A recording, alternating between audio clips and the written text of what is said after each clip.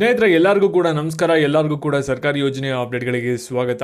ಇಲ್ಲಿ ರಾಜ್ಯ ಸರ್ಕಾರದಿಂದ 3,500 ರೂಪಾಯಿನ ಜಮೆ ಮಾಡಿದ್ದಾರೆ. ಈ ಒಂದು ವಿಷಯ ಕೇಳಿದ ತಕ್ಷಣ ಯಾವೊಂದು ಯೋಜನೆ ಹಣ ಇದು, ಏನಾದರೂ ಗೃಹಲಕ್ಷ್ಮಿ ಯೋಜನೆಯ ಹಣನ ಅಥವಾ ಯಾವೊಂದು ಯೋಜನೆಯ ಹಣ ಅಂತ ನೀವು ಕನ್ಫ್ಯೂಸ್ ಆಗ್ತೀರಾ. ಇದ್ರ ಬಗ್ಗೆ ನಿಮಗೆ ಡೀಟೇಲ್ ಆಗಿ ತಿಳಿಸ್ಕೊಡ್ತೀನಿ. ಅದು ಕೂಡ ನಿಮಗೆ ವಿತ್ ಪ್ರೂಫ್ ಸಮೇತ ಹಣ ಜಮಾ ಆಗಿರುವಂಥ ಸ್ಕ್ರೀನ್ಶಾಟು ಕೂಡ ಇಲ್ಲಿ ತೋರಿಸ್ತೀನಿ ನಿಮಗೆ ಈ ಒಂದು ವಿಡಿಯೋದಲ್ಲಿ. ವಿಡಿಯೋ ನಿಮಗೆ ಕ್ಲಿಯರ್ ಆಗಿ ಅರ್ಥ ಆಗಬೇಕಂದ್ರೆ ವಿಡಿಯೋನ ಮಧ್ಯೆ ಸ್ಕಿಪ್ ಮಾಡ್ದೇ ವಿಡಿಯೋನ ಕೊನೆವರೆಗೂ ಕೂಡ ನೋಡಿ ಎಲ್ಲ ವಿಷಯನೂ ಕೂಡ ತಿಳ್ಕೊತೀರಾ.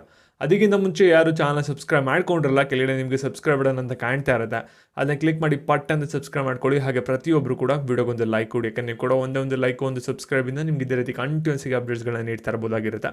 ಇವಾಗ ನಾವು ಡೈರೆಕ್ಟಾಗಿ ವಿಡಿಯೋ ಬಗ್ಗೆ ಬರೋಣ ಸ್ನೇಹಿತರೆ.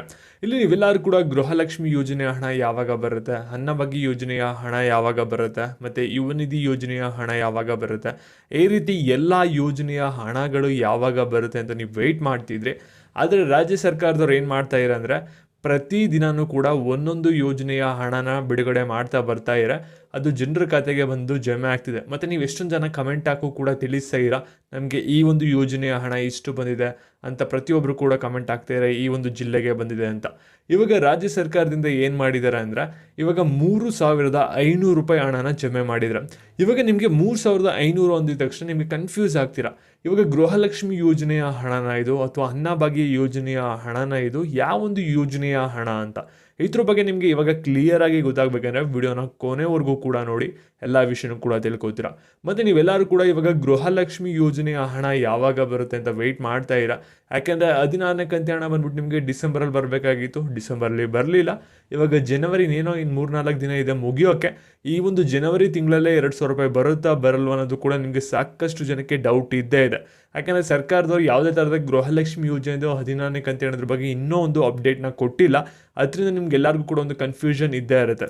ಇವಾಗ ರಾಜ್ಯ ಸರ್ಕಾರದವರು ಪೆನ್ಷನ್ ಅಮೌಂಟ್ ಬಂದಿಲ್ಲ ಅಂತ ನೀವೆಲ್ಲರೂ ಕೂಡ ಹೇಳ್ತಿದ್ರೆ, ಪೆನ್ಷನ್ ಅಮೌಂಟ್ ಎಲ್ಲನೂ ಕೂಡ ಕ್ಲಿಯರ್ ಮಾಡಿದರೆ ಎಲ್ಲರಿಗೂ ಕೂಡ ಪೆನ್ಷನ್ ಅಮೌಂಟ್ ಬಂದ್ಬಿಟ್ಟು ಕ್ರೆಡಿಟ್ ಆಗಿದೆ.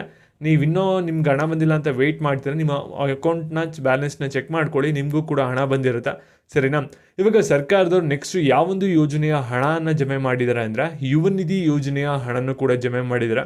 ಏನಂದರೆ ಕೆಲಸ ಇಲ್ಲದೆ ಇರುವಂಥ ವಿದ್ಯಾರ್ಥಿಗಳಿಗೆ 3,000 ರೂಪಾಯಿ ಅಥವಾ 1,50,000 ರೂಪಾಯಿ ಏನು ಕೊಡ್ತಾರೆ ಪ್ರತಿ ತಿಂಗಳು, ಆ ಒಂದು ಹಣ ಬಂದ್ಬಿಟ್ಟು ಇವಾಗ ಜಮೆ ಆಗಿದೆ.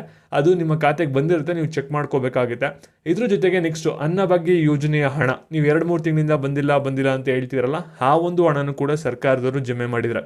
ಅಂದರೆ over all conclusion of the video ಏನಂದರೆ ಇವಾಗ ನಿಮಗೆ ಪೆನ್ಷನ್ ಅಮೌಂಟ್ ಎಲ್ಲ ಕೂಡ ಕ್ರೆಡಿಟ್ ಆಗಿದೆ. ಮತ್ತು ಯುವ ನಿಧಿ ಯೋಜನೆಯ ಅಮೌಂಟು ಡಿಲೇನೇ ಮಾಡ್ತಿಲ್ಲ, ಪ್ರತಿ ತಿಂಗಳು ಕರೆಕ್ಟಾಗಿ ಬಂದು ಜಮೆ ಆಗ್ತಿದೆ. ಮತ್ತು ಇವಾಗ ಅನ್ನಭಾಗ್ಯ ಯೋಜನೆಯ ಹಣನೂ ಕೂಡ ಜಮೆ ಮಾಡಿದರೆ ನಿನ್ನೆ ಇವತ್ತೆಲ್ಲನೂ ಕೂಡ ನೀವು ಬ್ಯಾಲೆನ್ಸ್ನ ಚೆಕ್ ಮಾಡ್ಕೊಳ್ಳಿ. ಮತ್ತು ನಿಮಗೆ ಯಾವೊಂದು ಯೋಜನೆಯ ಹಣ ಬಂದಿದೆ ಅನ್ನೋ ಕೆಳಗಡೆ ಕಮೆಂಟ್ ಮಾಡಿ. ಯುವ ನಿಧಿ ಯೋಜನೆ ಹಣ 3,000 ಮತ್ತು ಅನ್ನಭಾಗ್ಯ ಯೋಜನೆಯ ಹಣ 500 ರೂಪಾಯಿ ಸೇರಿಸಿ 3,500 ರೂಪಾಯಿ ಎಲ್ಲ ಕೂಡ ಒಟ್ಟಿಗೆ ಬರ್ತಿದೆ, ನೀವು ಚೆಕ್ ಮಾಡ್ಕೋಬೇಕಾಗುತ್ತೆ. ಮತ್ತು ಗೃಹಲಕ್ಷ್ಮಿ ಯೋಜನೆ ಹಣನೂ ಕೂಡ ಅತಿ ಶೀಘ್ರದಲ್ಲಿ ನೀವು ರಿಸೀವ್ ಮಾಡ್ಕೋತೀರಾ. ಮತ್ತು ಈ ಒಂದು ವಿಡಿಯೋನ ಎಲ್ಲರಿಗೂ ಕೂಡ ಶೇರ್ ಮಾಡಿ. ಮತ್ತು ಇದೇ ರೀತಿ ಅಪ್ಡೇಟ್ಸ್ಗಾಗಿ ಚಾನಲ್ನ ಸಬ್ಸ್ಕ್ರೈಬ್ ಮಾಡ್ಕೊಳ್ಳಿ. ಧನ್ಯವಾದಗಳು.